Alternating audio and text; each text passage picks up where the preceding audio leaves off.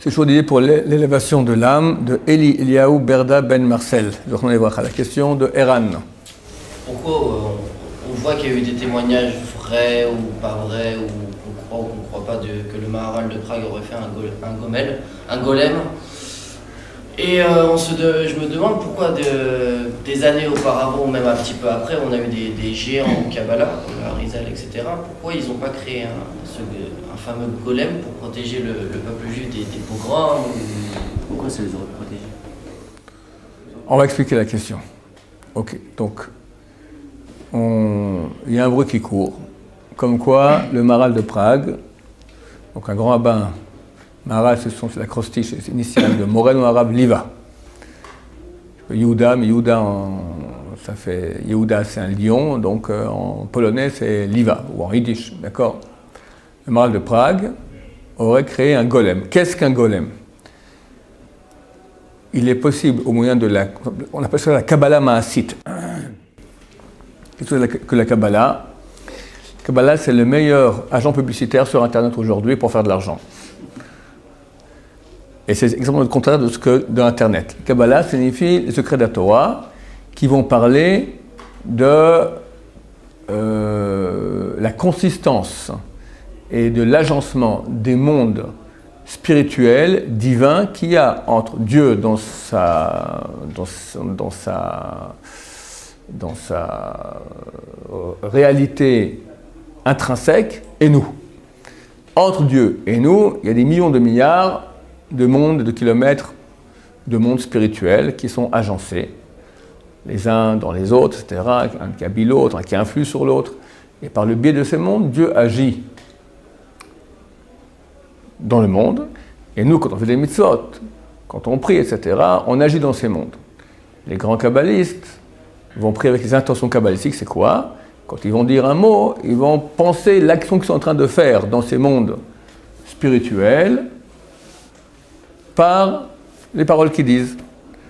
Vous savez très bien que dans la Hamida, il y a 4 mondes. Il y a 3 mondes créés et un monde divin. D'accord? Ça, c'est en gros. Alors, la première partie de la prière, c'est dans la Asiya, c'est notre monde à nous. Après, depuis Baruch Shamar, on passe dans Yetzira, un monde un peu plus haut. Après, dans Yotzer Bria, l'Amida, c'est le monde divin déjà Atzilut. Après, on redescend comme ça. Et chaque fois, on dit Kaddish entre les deux. Pas toujours, mais très souvent. Donc, il y a une construction spirituelle qui se fait. Ça, c'est en gros, mais c'est extrêmement détaillé. Ça, c'est la Kabbalah. Maintenant, il y a une partie de la Kabbalah qui s'appelle Kabbalah Maasit. Kabbalah Maasit, c'est quoi? C'est utiliser des noms de Dieu, appelons cela des anges ou des noms de Dieu, des forces divines, afin d'obtenir certaines choses ici sur Terre. Maléfique ou pas? Hein? C'est maléfique. C'est pas maléfique, positif. Pas maléfique, positif. Il est écrit que Dieu veut nous donner ce cadeau-là. Il nous a permis maintenant d'utiliser quelque part sa gloire, on appelle ça utiliser sa couronne, pour nous rendre service. Pourquoi pas? Mais il y a un petit hic. Il faut être au niveau. Déjà dans la Mishnah, qui était écrite il y a 1800 ans, c'est marqué « D'ishtamesh betaga halaf ». Celui qui utilise la couronne, il disparaît. Qui es-tu, toi, petit moustique nauséabond, pour utiliser la couronne de Dieu? Non mais, quel culot? Dégage. Les personnages extrêmement grand niveau peuvent le faire. Vous comprenez un peu de quoi il s'agit. Rabbi Chaim Vital, qui est le nec plus ultra, plus grand kabbaliste des derniers siècles, c'est lui qui a donc écrit toute Kabbalah moderne. Toute la Kabbalah moderne n'étudie que les textes de Rabbi Chaim Vital. Tout le reste n'est pas considéré comme des textes sur lesquels on puisse compter. Il n'y a que la Kabbalah de Rabbi Chaim Vital, qui a écrit pendant une 50aine d'années ce qu'il a entendu de son Rav pendant 22 mois, Rabbeinu Hari, Rabbi Tzrak Lori Ashkenazi, qu'on appelle Rabbeinu Hari. Ce que son Rav lui a enseigné pendant 22 mois, il a après réécrit et rédigé pendant 50 ans. Et toute la Kabbalah qui est étudiée par les kabbalistes aujourd'hui n'est que la Kabbalah de Rabbi Chaim Vital, avec les explications, le rachach, etc., d'autres qui viennent après. Et l'histoire raconte qu'il habitait Jérusalem un certain temps, et le sultan, un jour, se balade sur l'esplanade du temple et entend un bruit d'eau. Il dit, qu'est-ce que c'est? Il dit, on ne sait pas. Appelez le rabbin des Yahoud, des Juifs, ils savent tout sur... Il appelle, qu'est-ce que c'est? Il dit, je dois réfléchir. Bon, écoute mon cher ami, je te donne 24 heures. Si dans 24 heures tu ne m'as pas dit ce que c'est, je te coupe la tête. Il a eu peur. Et il a fait un truc de Kabbalah Maasite. Il a utilisé maintenant la Kabbalah d'action, d'accord? Il a fait qu'on appelle cela une téléportation. Alors il écrit dans un de ses livres comment on fait. Je vous l'explique, c'est ceux qui sont intéressés. C'est une téléportation ou il s'est fait invisible? Non, téléporté. Il s'est téléporté à Damas. Comment on fait? On prend un bambou qui fait 4 amotes. Une amas, c'est donc 48 cm, donc 2 mètres environ. On se met un califourchon sur le bambou. À mon avis, c'est de cela que vient dans les contes et légendes occidentaux que les sorciers ils vont sur un balai, ou les sorcières, d'accord, ou Harry Potter, d'accord, sur des balais. Ça vient de chez nous. En fait, un califourchon sur un bambou, sans balai au bout, et on prend un parchemin dans lequel on écrit un certain nom de Dieu que je ne connais pas. On entoure on le roule et on le met dans le bambou et on dit voilà, je vais être maintenant à Damas. Zip! Tu te dématérialises ici et tu te rematérialises à Damas. C'est une chose qui est ramenée dans le Talmud et même dans le Shulchan Aruch. Dans le Talmud, on pose la question, est-ce qu'on peut, Shabbat, vous savez qu'on n'a pas le droit, Shabbat, d'aller plus loin que 2000 amot, 2000 coudées, donc ça fait 960 mètres de la ville. La fin de la ville, on peut marcher 960 mètres, pas plus. Une question est posée, est-ce que cet interdit-là, il concerne la terre, ça veut dire jusqu'à 80 cm du sol, ou aussi dans les airs? Comment dans les airs? Elle donne deux solutions. Ou bien qu'on a mis des pieux, des petits pieux comme ça, plus haut que 80 cm, et on saute de pieu à pieu comme ça hors de la ville. Est-ce que l'interdiction d'aller plus de 60 mètres, elle est à la terre ou aussi dans les airs? Ou bien la Gemara, c'est dans Hérouvine, traité Hérouvine, page, je crois, 44, 43, ou aussi par Kfisat Shem, par le sceau du nom. La Gemara, elle dit que c'est un doute. Alors, tant que c'est un Issour de Rabbanan, c'est permis. C'est un Issour de Horaïta, c'est interdit. L'interdit de sortir plus de 60 mètres, il est des Rabbanan. C'est qu'à 4 parsaot, ça nous fait environ, je me souviens bien, 12 km, quelque chose comme ça. Là, ça devient de Horaïta. Donc, sauter en téléportation Shabbat, permis, mais à moins de 12 km. Cela est écrit dans le Shulchan Aruch. Alors, c'est pas un bouquin de Kabbalah, c'est la halakha, d'accord? C'est Siman 404. Allez voir dans le Shulchan Aruch, Siman 404. Est-ce qu'on peut aller hors de la ville pendant Shabbat, dans les airs, plus de 260 mètres, par le sceau du nom? Comme ça, c'est écrit dans le Shulchan Aruch. Donc, c'est une chose qui est reconnue. Donc, Rabbeinu Hamital, il a fait cela, il s'est retrouvé à Damas. La même nuit, son maître défunt, le Rabbeinu Hari, est venu le voir, lui dit, mon cher ami, de quel droit tu utilises maintenant la Kabbalah Maasite? Non, ça ne va pas. C'est interdit.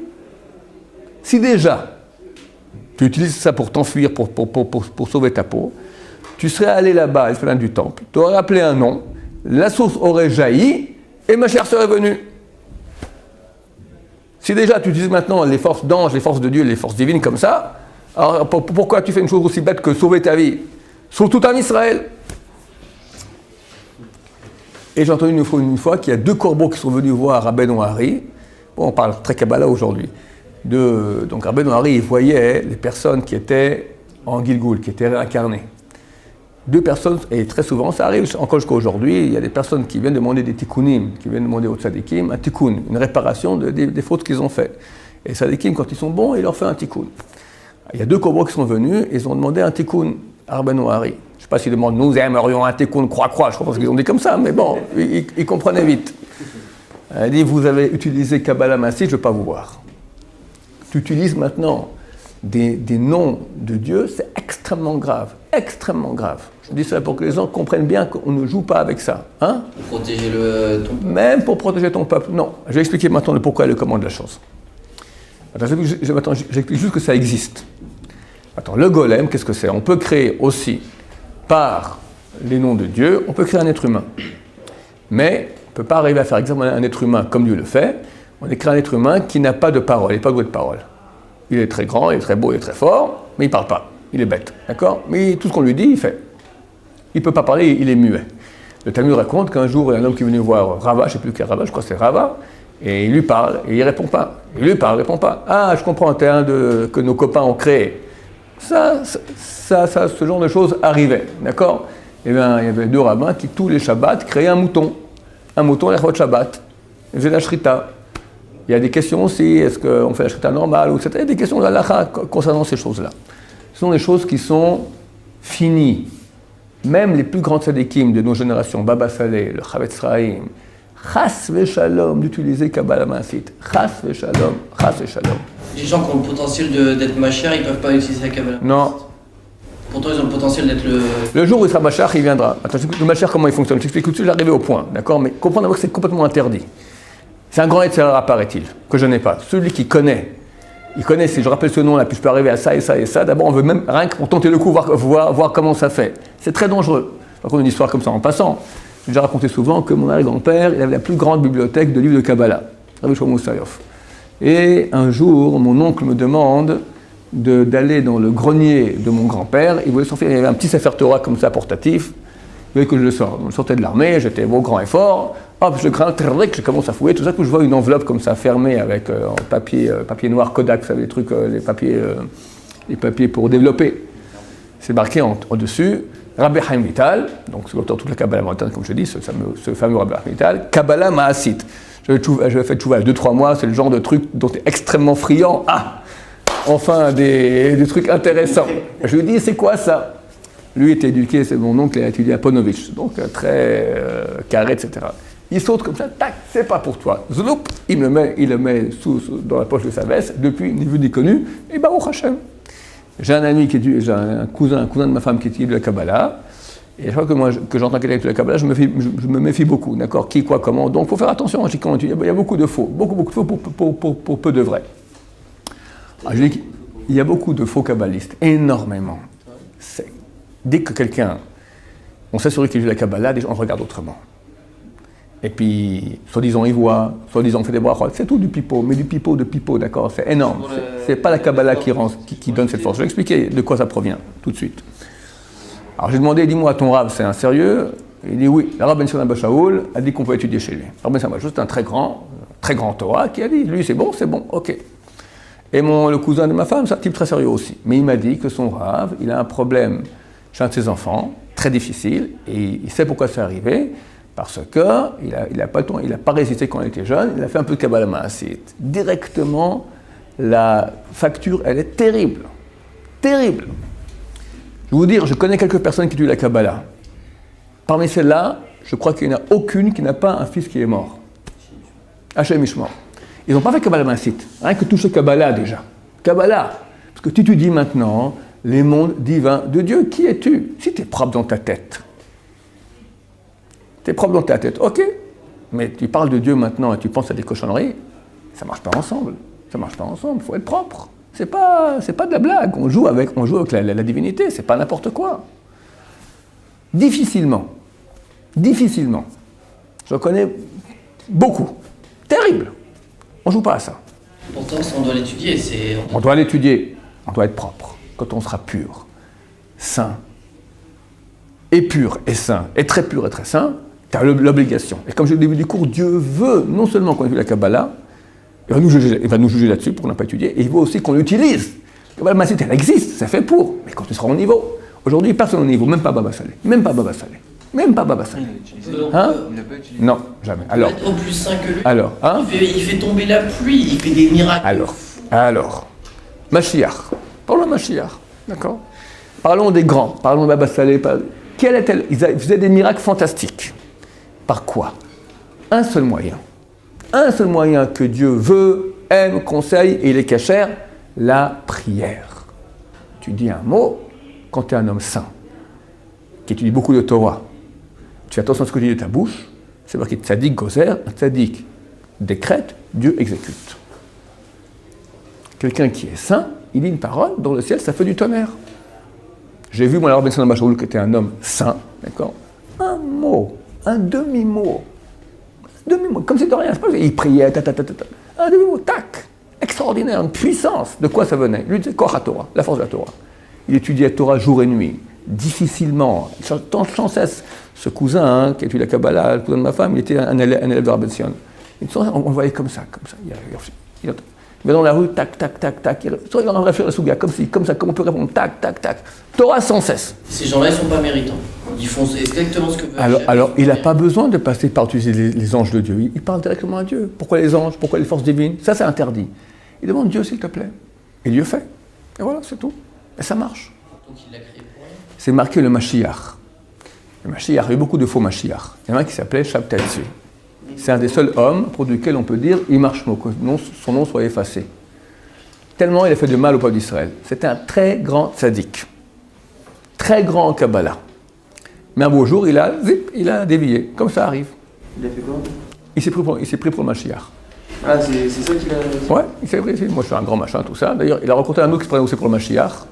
Et à Gaza, les deux étaient à Gaza. À l'époque, c'était une ville où il y avait une grande communauté juive.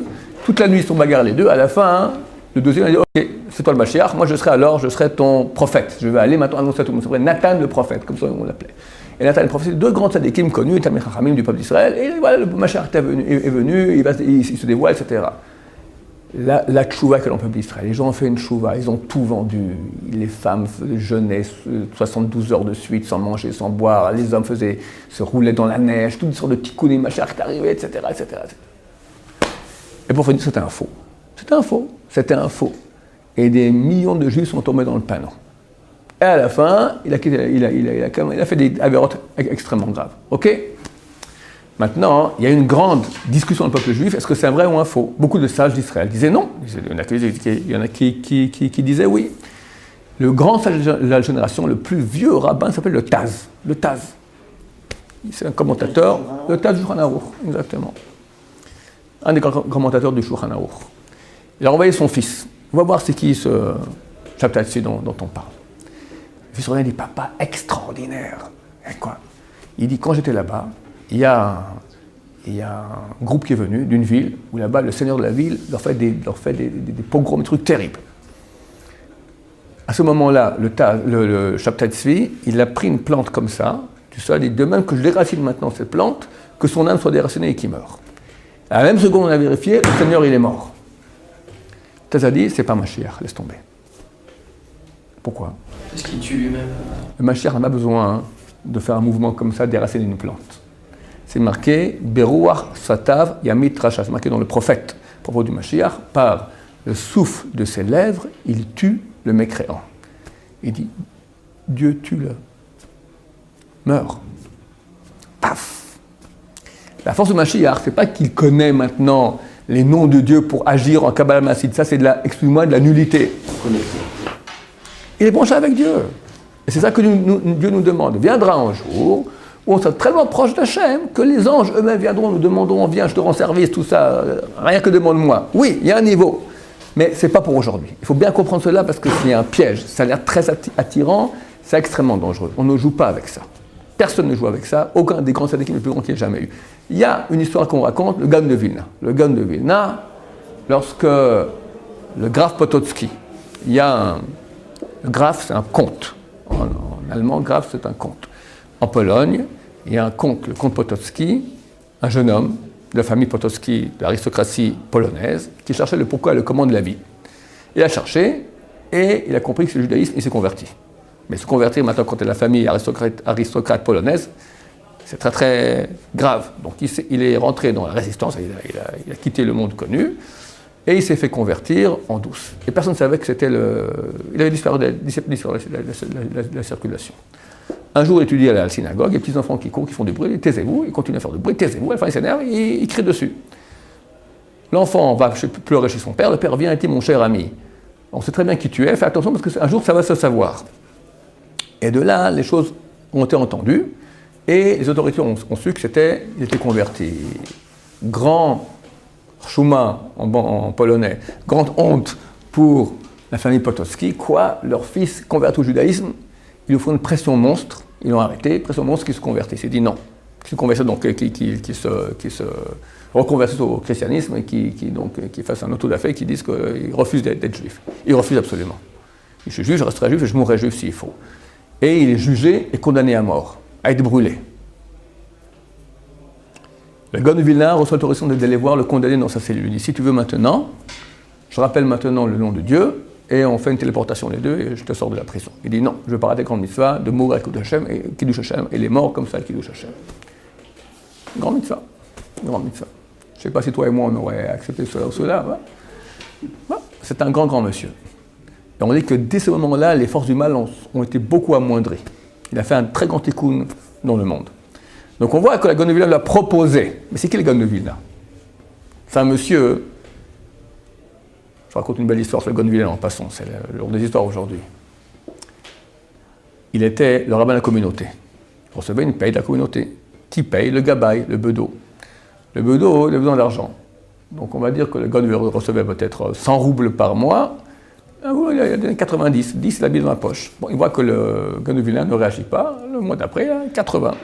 Pas de réaction, 70, pas de réaction, 60, pas de réaction, 50, 40, 30, 20, 0. Et pendant quelques mois, comme ça, le bedeau met la paye du Gaon de Vilna dans sa poche. Et le Gaon de Vilna ne dit rien. Il ne veut pas lui faire du mal, etc. Ça va faire des histoires. Il commence à crever de faim. La famille de sa femme voit que leur fille est en train de... Ça va plus du tout, font pression, divorce. Ce type-là, c'était un bon à rien, donc s'il dit toute la journée, divorce. Elle a envoyé 2 chemises. Alors écoutez, il y a une chemise qu'il a portée une semaine, une chemise qui sort de la lessive. Si vous pouvez faire la différence entre les deux, je divorce. Aucune différence. Un homme pur. Son élève Abraham de Vologine témoigne. Il étudiait 5h30, dormait une demi-heure. Étudiait 5h30, une demi-heure. Étudiait 5h30, dormait une demi-heure. C'est toute sa vie, enfin, durant des dizaines d'années. Qui est à ce niveau-là? Quand quelqu'un sera à ce niveau, qu'il vienne me voir si on peut faire, qu'il vienne me voir. Ok, lui-même saura s'il peut, oui ou non. Et je veux dire, encore une histoire supplémentaire, ça me rappelle maintenant. Un jour, il envoie, le Gaon de Vilna envoie un messager à son élève, le Rav Zalman de Vologine, le frère de Rabbi de Vologine. Le Rav Zalman de Vologine était un très grand Torah. Un jour, le Rav Zalman de Vologine était assoupi comme ça sur la table du Gaon de Vilna. Quelqu'un est rentré et il lui a dit, la Torah est là. Toute la Torah se trouve ici. D'accord? C'était un très grand. Il a envoyé un message au Zaman le Zaman de Vologine, il lui a dit, attention, très bientôt des anges et des ministres de la Torah vont se dévoiler à toi, ils vont vouloir te dévoiler les secrets de la Torah. Refuse. Pour 2 raisons. 1, on doit bosser par nous-mêmes. 2, étant donné qu'on habite à l'étranger, pas en terre d'Israël, dans ce qu'ils disent, il y a un peu de mensonge, c'est un peu frelaté comme ça, c'est un peu fallacieux. Donc il y a des erreurs là-dedans, donc n'écoute pas. Quoi de plus grand? Des anges viennent m'enseigner la Torah, des ministres de la Torah me supplient, viens, je te donne quelques secrets. N'écoute pas. Ça veut dire qu'on n'est pas du tout dans cette méthode-là d'utiliser des forces de ce genre-là. Jamais. J'ai vu des grands Torah, j'ai entendu des grands Torah, des gens qui faisaient des miracles. Alors Benson, un ami qui était moi au Kollel, un ancien des commandos, qui a fait tchouva, son fils à 12 ans, il a eu un microbe, il ne peut plus bouger. Il est venu paralysé pour toujours. Ils ont dit ça à Rav Benson, il dit demain matin quand je descends, amenez-le dans l'allée. Ils amènent sur la chaise roulante, le Rav descend pour aller à l'Yeshiva, à 9h moins quart, c'était « Lève-toi, je ne peux pas, lève-toi ». Il s'est levé, viens, il a marché. Il a prié, il a fait quelque chose, « Lève-toi, marche ». Comment ça se fait? Il a rappelé des noms de Dieu, tu crois? Jamais de la vie, c'est interdit. Quelqu'un qui est pur et saint et plein de Torah, il appelle Dieu, et nous aussi. Alors on n'est pas aussi grand que ces gens-là, mais on a un pouvoir dans le bouche extraordinaire. On a un pouvoir dans le bouche extraordinaire, il faut faire attention. Si tu parles à Shonara, tu parles de filles, tu mens, tu insultes, tu dis des gros mots. Alors, ça ne marche plus. Mais si tu fais attention, et pas trop de temps, on fait tchouva, on regarde ce qu'on a fait, on fait tchouva, on a avoir une bouche qui est pure, on a un pouvoir. On a un pouvoir, c'est clair. Le pouvoir de la prière, il est énorme. Baruch Adonai, l'olam amen va amen.